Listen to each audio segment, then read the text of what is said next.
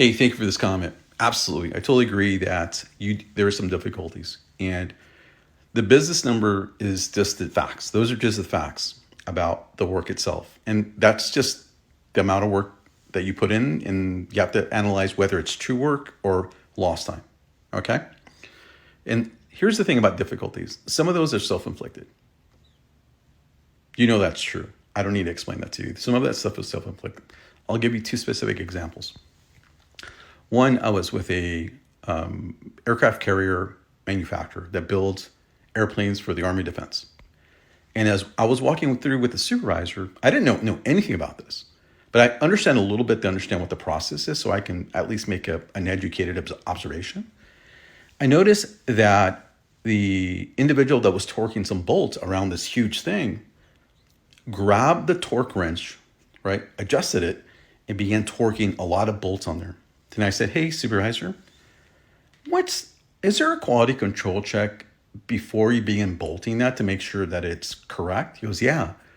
The individual is supposed to let the quality control person check the actual wrench to see if it's torqued correctly, test it, then give it to the individual. Because remember, these are stuff that you're giving to the military." And I said, "How do you know that's true? How do you check that?"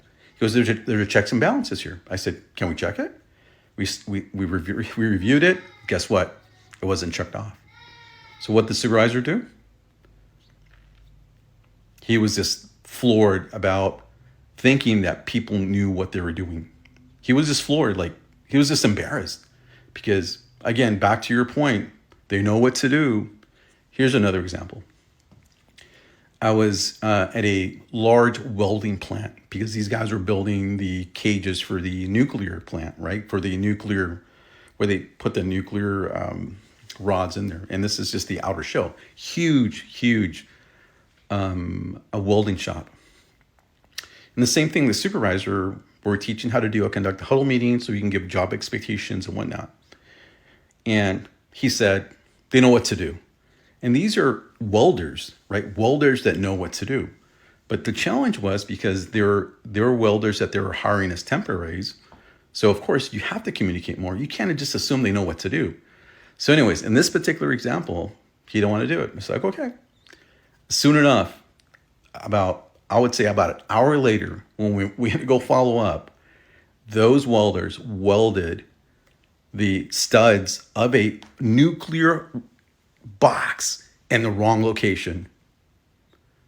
So when we followed up, I said, "Hey, how do you follow up with this? How do you check this? Or how do you know that this is right?" And we went out there, and guess what? It was all wrong. Oh yeah, they know what to do. They know exactly what to do. So what happens with this is that, one, they salvaged this. They had to cut everything off. They had to cut the whole thing. There's these like 6-inch bolts that they weld all over this place. And that was totally incorrect because he didn't want to communicate the expectations because he assumed that they knew. Guess what?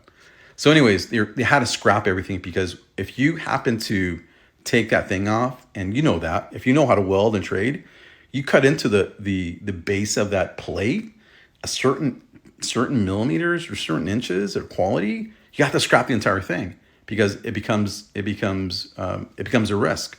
So guess what? They had to scrap the entire sheet, a huge sheet of metal, because of the supervisor's inability to understand the difficulties or assuming that they knew what to do.